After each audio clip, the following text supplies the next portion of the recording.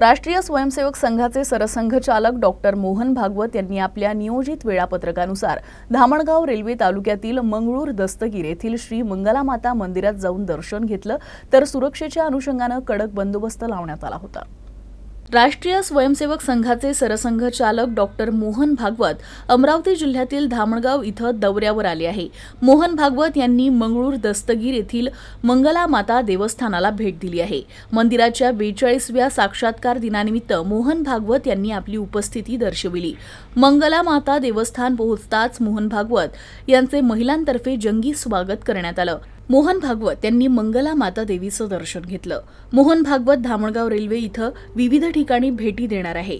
गणवेशधारी स्वयंसेवकांचे एकत्रीकरणानिमित्त नवोत्थान 2024 कार्यक्रमात त्यांची उपस्थिती राहणार आहे। स्वयंसेवक तसेच उपस्थितांना या कार्यक्रमातून ते मार्गदर्शन करणार आहे।